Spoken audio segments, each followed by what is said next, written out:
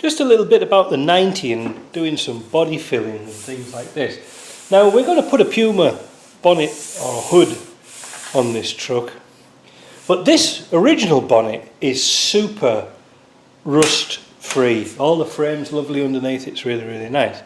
However, somebody had put a spare wheel carrier on the front and they didn't do a very good job of it. And consequently, when you're putting your spare wheel on and off, this piece here always gets dented because there's no reinforcement underneath it. So what happens is you get dings and dents in here. Well, that's okay, that's not, that's part of the game of having a Land Rover. But what makes it worse is somebody who tries to knock the dings and dents out with a pick, rather than if they used a big flat dolly and knocked it underneath, you could probably stretch it around. Now, I just wanted to show you a little something about dents. I hope we can see this. So when your panel's all nice and flat, well, flat as straight as that is, when you get a dent in here, like that, that's an exaggerated dent, the metal is now stretched. So instead of being long from there to there, if that's our start point, now it has to go down, round and back to the mark here.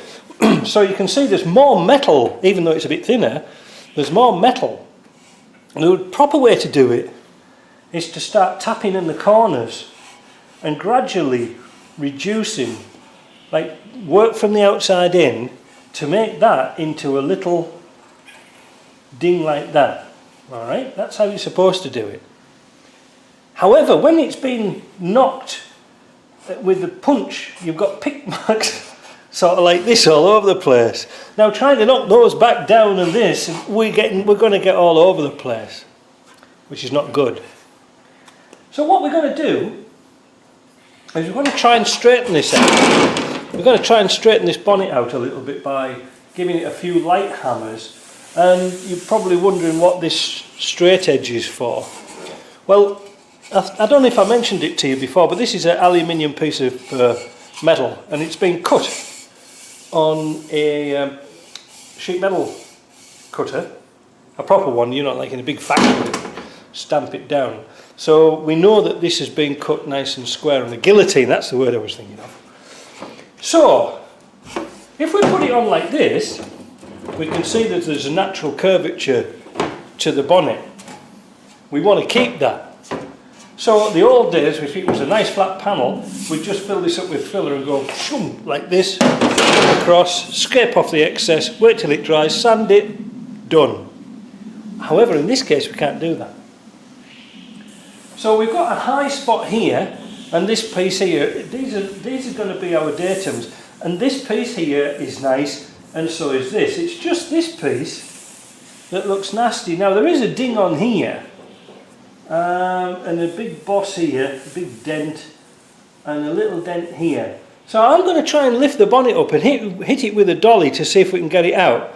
But I've just noticed on the other side, the other side of the bonnet is even worse than this one. So I think we'll use that one as our reference for filling. Let's see what we can do.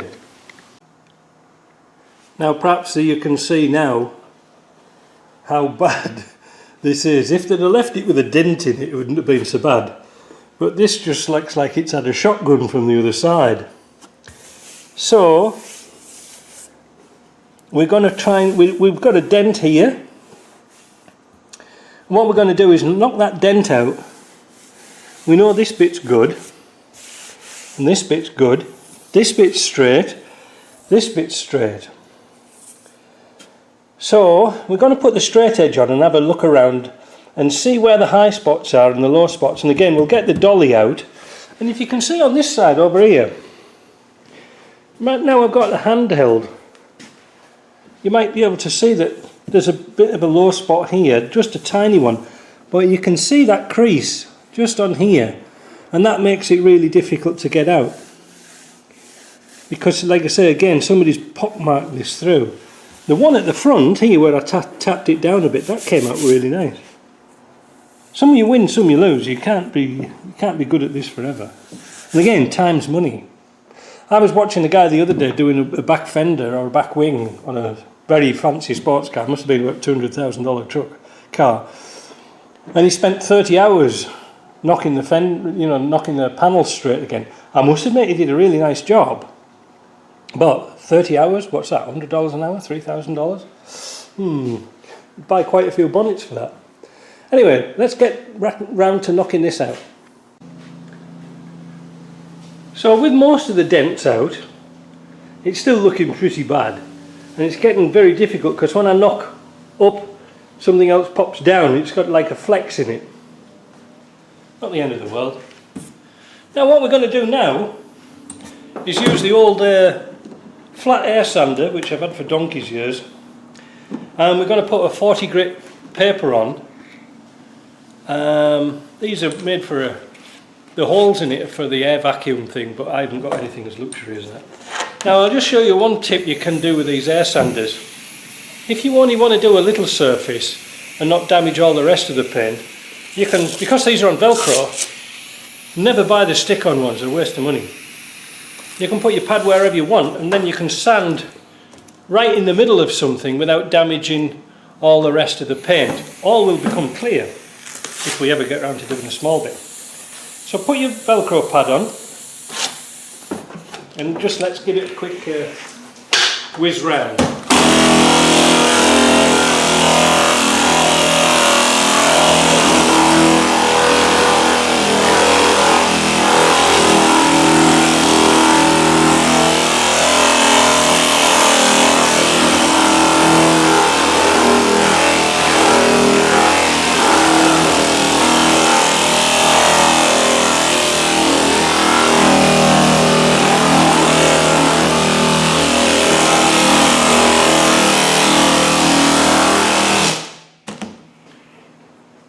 So, what we can see is we've got some high spots now that was much more clearer to see.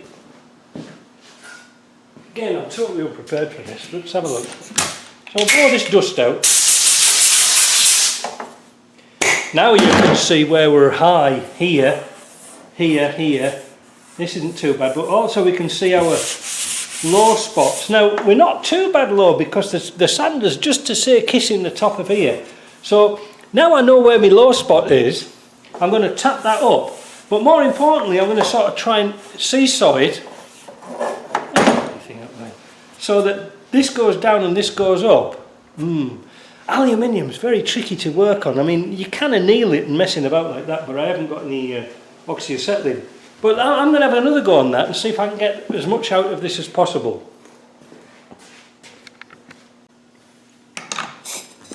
So I've knocked a few more bits out, but I'm starting to... This metal has stretched so much, I really need to shrink it.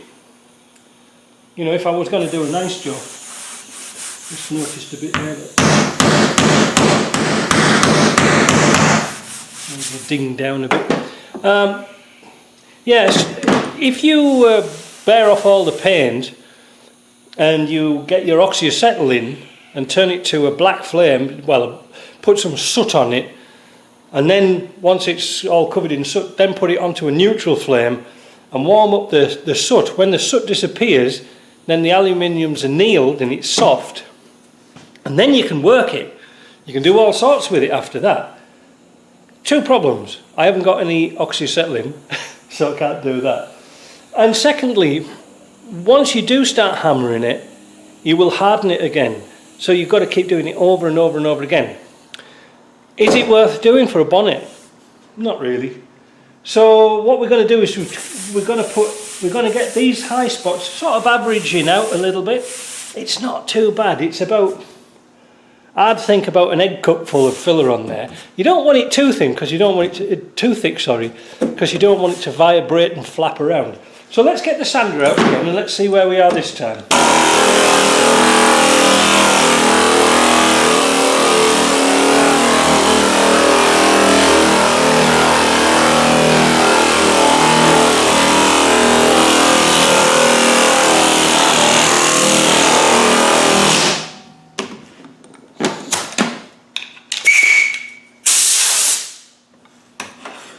still a little bit low there. This bit's come up, this bit's really nice. That's not too bad. That's a bit low, so that's not too bad. I think we can see some shiny bits here.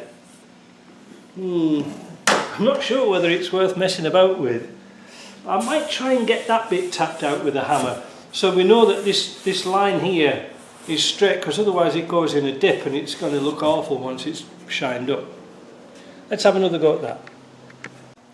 I think it's getting ready for about filler time on this side. Just one little thing I wanted to show me, my hammer.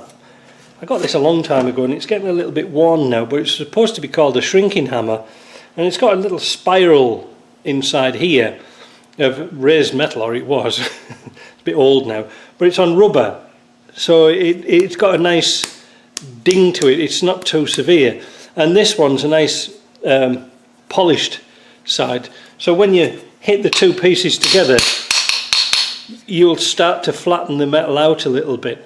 Now I try not to hit the hammer directly on the bonnet, and again, because it's aluminium, if you catch the edge of the hammer, now this one's nice and rounded on the side, so it's not too bad, but some people will just use any old hammer and try and bang them out, and if your hammer's like slightly angled, you hit it on a corner, pardon me, you're going to make the dent even worse. So next step, get this paint off, get it down to bare metal, and then we can see where we are. So I ground the paint off with an 80 grit soft disc, and even now, looking at the reflection of the lights, it's not too bad. I don't think you can see it very well, but it's not looking too bad. Dust it off, because you see, I don't like putting metal filler onto paint. I like to put it onto bare metal as much as possible, and rough, because this bonnet's going to get open and closed and slammed and things like this, so we don't want it to fall off, but we don't want to put too thick a covering on it, if you see what I mean. So next thing, we're going to mix some filler up. Before I apply body filler to this panel, I'm going to dust off this with a microfiber to make sure there's no dust on the panel. And for this, well, I've got my apprentice today, and he's going to help me. He's got a microfiber look, so he's just going to zoom across there. Oh, look at that, there we go, what a good guy. There we are. Very handy things to have in the workshop, because you know, they're kind of fluffy and they grip very well onto the microfiber. I'd recommend it. So once the panel's nice and clean, thanks to the Raccoon, mix some body filler up. Now, body filler, buy the best quality you can for the cheapest price. What am I talking about? This stuff here is what's called a premium grade, but it's about, I don't know, $35 or $45 for a great big tub. Don't buy it in little tubs, it's a waste of time. But this stuff is what's called vacuum formed, and you can see there's no bubbles in it whatsoever. I got some cheap stuff the other day to do another job, because I couldn't get from my local supplier, so I rang up another place and they just sent me this stuff down. And it was like a big pudding. It was like a big, I don't know what we call it, an English muffin or something. It was full of holes and air spaces, and oh man, it was rubbish. So I get the best quality, and it says on the side, vacuum formed. It's nothing sexual or anything like that. It just means it's been put in a vacuum and pull all the air out. So, general rule of thumb, hardener, filler, is an egg full of filler to a pea full of hardener. Now that varies a little bit because it's depending on the weather. Yesterday it was about 28 degrees, today it's about 20. But I'm going to get this mixed up and I'm going to put it on. Now, if you noticed, I cut a piece of fairly thick sheet steel as a pallet. And I'm using metal spreaders. I don't use the plastic ones because they're a waste of time.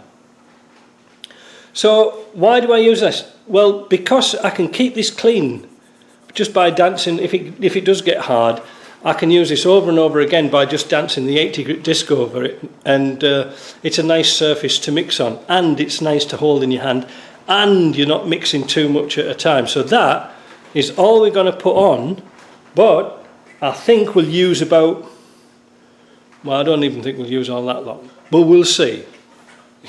This is what you get with real time. I could make a complete mess of this. So we'll put a bit of hardener in. That's about a couple of peas. You don't want it too hard because it'll go off before you've actually used it. So knead it in, mix it in and make it nice. And I'm always running the spreader on the side like that to get it off the spreader, because you don't want uncured filler in there. The old Raccoon seemed to be enjoying himself. He's under my toolbox in a plastic bag.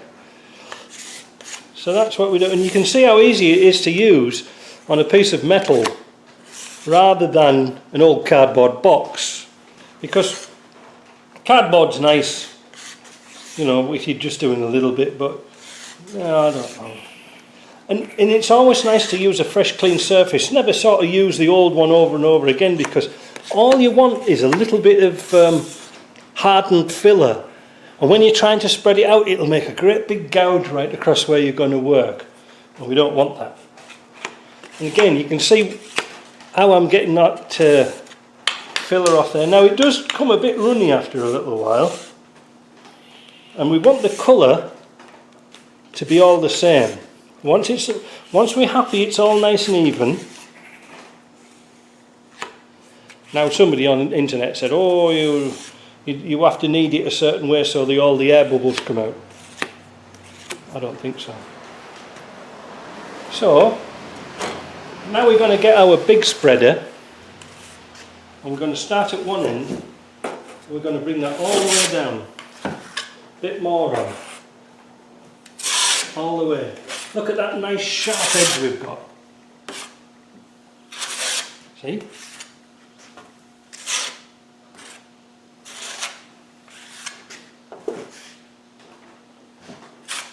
Oh, won't even have to sand that, it's that good. Years of filling cars of me. Look at that. Now I have used all of that big lump, but when we get sanding, you'll find there's not much left. Now you can see how I'm taking it off the edges, because obviously we're not going to be using that bit. And there's not, you know, you don't want to make work for yourself by excessive sanding. Get it as smooth as you can, first go. And this is why I like these metal edges on here, because they have a lovely sharp edge on there, look. You'll never get that with plastic. And I've had these about 3 years now. So, 3 times more expensive, but you're endlessly throwing plastic ones away. Now, a quick tip, coming back. I don't know if you can remember a little while ago, but I said get a little squeezy bottle like this and put some acetone in it, and they're great for cleaning off your bits with Bondo on it. We call it Bondo, it's body filler, but one guy I was watching on the internet the other day was saying, I think that raccoon's laughing at me. This is a great time. He said, leave the body filler on the spreader and then just break it off. Well, if it won't stick to your spreader, it's not going to stick to your car, is it? So get it off, just like that, look.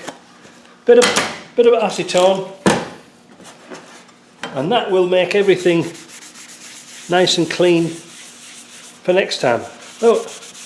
A 5-minute clean-up is a lot better than a 15-minute clean-up. And I mean, that isn't even 5 minutes, look. But you can see where the Bondo is starting to cure on the edges. But if you get it off quick enough, you can use this over and over and over again, you know, and there you go. That's all you need. Now just to finish off, I get my spreader, go over it to make sure there's no high spots, and there we are, we're good to go again. So now all we've got to do is wait for it to dry. You can, if you want, do this green, and by meaning green is it's not quite cured, but it hasn't really cured. It's you could sand it, but the problem is you're going to block your papers up, but you can get at it pretty quick. I like to leave it a good 10-15 minutes. So I'm going to have a cup of tea, and then we're going to come back to that, and we're going to put this flat sander on and see what it comes out like. I think it's going to come out quite nice, actually. Yeah, it looks a lot of filler, you know, in that big blodge in there, but believe me, once we start going down, you'll see what it's going to be like. Well, that was a shame, because I thought I was recording, pressed the button, I actually turned it off. So what I've done is I've given it a very light sand with my sander. All the time moving the sander, don't keep it in one place at once. And what we find out is we've knocked a great load of that filler off. You can see there, look. Maybe not there, let's have a look down here. See, look at all this lot here. So all that's come off. You get the blow gun out.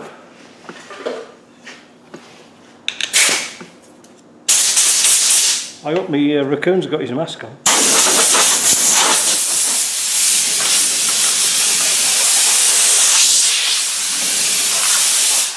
Now, this is good. This is a good time to tell you. We're just to say peeking through here and here. These are our high spots. We don't want to go any more because we'll start to make a trough. There's another one there, and there's another one there. These are our guides. Now it's feeling good already, but this is a bit low. See there? Bit low here, because I was running out of filler when I was doing this. So really now all we've got to do is just fill those pieces up, and we're good to go. It feels really nice. I mean, you can't see it from where I am, but some of this stuff's almost opaque. Well, it probably helps if I take my mask off, doesn't it? So some of this stuff's almost opaque. It's very thin, but this was a bit of a ding. But the nice thing is it's still flexible. So I'm going to mix a bit more filler up, and we're going to do this bit. Now notice I didn't use, where's it gone? An orbital sander. These are only good for little small dents or sanding the whole car down. They're not really good for doing like flat bodywork if you're trying to get panels flat. This is what you want. But the next stage we're going to show you is how to get this off to make a nice finish. Well, not so much a nice finish, but ready for the next stage. Now, this is sometimes when you're doing body filling, it's always wise to have another bit to do at the same time. Why? Well, you're going to have a little bit of filler left, you know, and rather than throwing it away, find another bit to put it into. Always have something in the back of your mind to think, ooh, there's another hole I can do. So I'm going to take that off. Make that look. See, it's starting to dry already because it's absorbing the resin into the other piece. I don't mind, I'm just going to do this by hand next, you'll see. But I'm going to use this on another part of the car, so back in a minute. If you're not sure if your filler's gone off, just rub your finger across it. It looks hard, you know, it looks hard to touch, but if you put your fingers on it, it's a little bit sticky. If your fingers just stick to it like glue a little bit, but it won't go into the filler. It's not quite ready to, it's not quite green enough to sand yet. Rookie mistake, because you can waste a lot of papers. But anyway, what I wanted to talk to you about, I've been looking all over for the other one, I can't find it. I've got it here somewhere. While I'm talking to you, I'll probably find it. This little tool here I've had this for years and years and years, and it's really good. It's a hand body plane, so you can use it like this, or you can use it one-handed like that. And it's a nice rigid plastic. I got it in Europe. It's made by Sear. I broke the handle off it once, but dropped it, but soon fixed that up. But it's been great. The other ones you can get, which are like a white plastic, so they're like this, but they're white plastic, but they're sort of very flexible. They're very thin on the body here, which means you're going to get lumps and bumps. It's not going to be perfectly flat, whereas this one is lovely, and it's Velcro. Now the problem is with some of them, they're self-adhesive. You have to pull the peeling strip off and stick them on. That's yesterday's news. You don't want them. Pay a little bit extra, get the Velcro. You can quickly change between 40 grit, 80 grit, whatever you want to do. And those are the only two grits I use for roughing out. Okay, I only use 8. This is 40 grit. The final one we're going to use is an 80 grit, and then it's game over. We were over for sanding really, because the last stage is to put some spray primer filler on it, and it's called Evercoat, and it's a really good stuff. I think it's Evercoat 4:1, and it's a polyester spraying filler. Now we might not get around to why I'm telling you this now. I've got to sort of press on a little bit, but I'll show you the end results once it's been filled and how we sand it. But 2 or 3 coats of Evercoat, the polyester spraying filler, will save you heaps and heaps and heaps of time, believe me, because it's almost like a very fine liquid body filler. Now the beauty about this is, which I'll try and explain down here. When you've got your body filler on, you're always going to have a line going round your piece that you've put some filler in.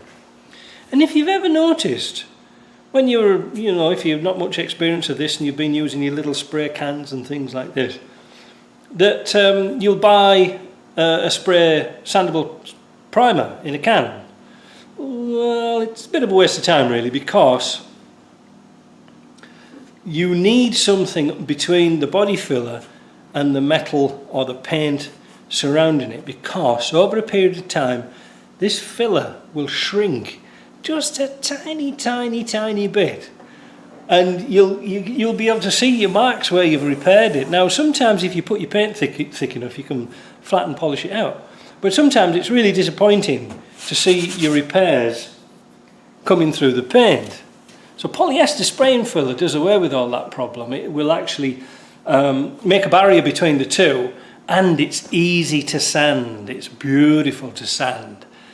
But I found out that I'd never get away with this and leave it as long as body filler to dry, but I've never found out it works very well. I always leave it till the next day to sand it, and that's why jobs sometimes take a long time. If you leave it the recommended time, it tends to clog up your papers on the first cut. It seems to get a skin over the top of it. Now I have read on comments that, on some forums, that they have said, yes, it does skin a little bit, but professional shops are using these heat lamps and things to cure it really quick. So that's good. I'll show you that later on, if I remember, because I don't want this video going on too long. But another thing about body filler. Now I could have used aluminium filler on here, but that's kind of expensive and it's kind of hard to work. It's not as easy to work. Another thing is that this panel didn't have any holes in it. Never ever put this type of body filler where there's holes. Always bridge it over with something first. Weld a patch in, pop rivet a patch in, do something to stop the water coming from underneath and swelling up, because this stuff is made from resin and talc, and the talc is very absorbent, and that's why if you're using the aluminium stuff, it's a lot better, because it's aluminium particles and resin, so you don't get that swelling problem. and technically speaking you could use it on perforations like the bottoms of the doors. So there's a little thing to bear in mind. Now I've just ordered 2 brand new door skins for this truck, and they should be here next week, and then we sort of really press on. But and I'm going to show you next week how to put door skins on. But that's a few little notes about body filler while this is starting to dry. And you can hear it's a little, it's going off, it's curing, but it's not as bad as it was, but it's got that squeakiness to it. So I'm going to give that another minute or two, and then we're going to attack it with the body plane.